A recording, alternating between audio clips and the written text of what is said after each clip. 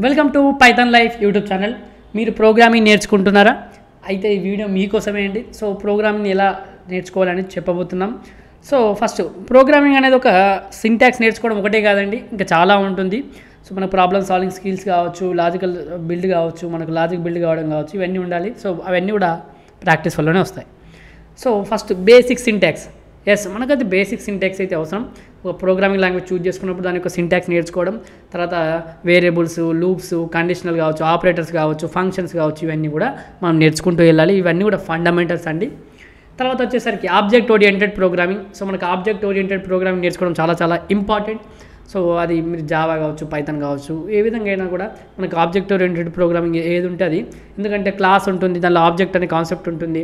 తర్వాత data encapsulation కావచ్చు, polymorphism కావచ్చు, అబ్స్ట్రాక్షన్ కావచ్చు, ఇన్హెరిటెన్స్ కావచ్చు, ఇవన్నీ కూడా ఉంటాయి. కాబట్టి మీరు ఆబ్జెక్ట్ ఓరియంటెడ్ ప్రోగ్రామింగ్ కాన్సెప్ట్ అయితే పక్కాగా నేర్చుకోవాలి. తర్వాత వచ్చేసరికి ఇన్బిల్ట్ ఫంక్షన్స్. సో మనకు learn things like file manipulations ఎలా చేయడం కావచ్చు, ఇన్బిల్ట్ ఏమైనా రిజర్వ్డ్ ఫంక్షన్స్ ఉంటే అవి కావచ్చు. తర్వాత బేసిక్ కాన్సెప్ట్, మనం బేసిక్ క్లాసెస్ యూజింగ్ మనం ఇలా అన్నీ కూడా బేసిక్ కాన్సెప్ట్ అన్నీ కూడా మనం కంప్లీట్ చేసేయాలి. సో మనకు ఇన్బిల్ట్ ఫంక్షన్స్ కావచ్చు, ఇంకేమైనా ఫంక్షన్స్ ఉన్న అవి కూడా మనం నేర్చుకోవాలి. తర్వాత వచ్చేసరికి data structures and algorithm. So ఇది ఆప్షనల్ కానీ హైలీ రికమెండెడ్ అండి. ఎందుకంటే మీకు హ్యూజ్ ప్యాకేజెస్ కావాలనుకున్నా, మంచి కంపెనీస్లో, ప్రోడక్ట్ బేస్డ్ కంపెనీస్లో ప్లేస్ కావాలనుకున్నా మీకు డిఎస్సి అనేది చాలా చాలా important. Data structures and algorithm. So మీకు దీని ఏమవుతుంది, ఒక లాజిక్ని బెటర్ అండర్స్టాండింగ్ చేసుకోగలుగుతాం.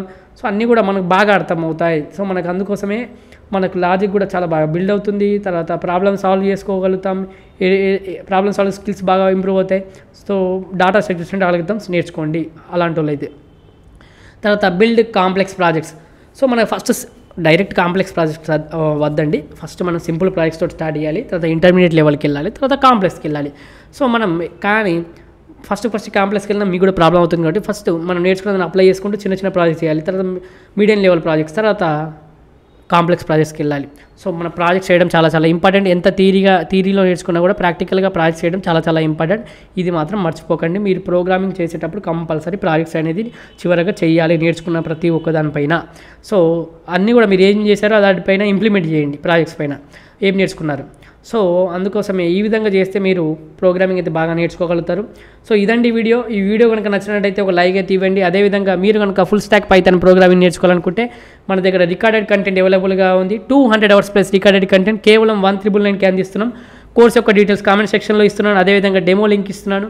ఫస్ట్ ఆఫ్ ఆల్ డెమో చూడండి, డెమో నచ్చితేనే జాయిన్ కండి.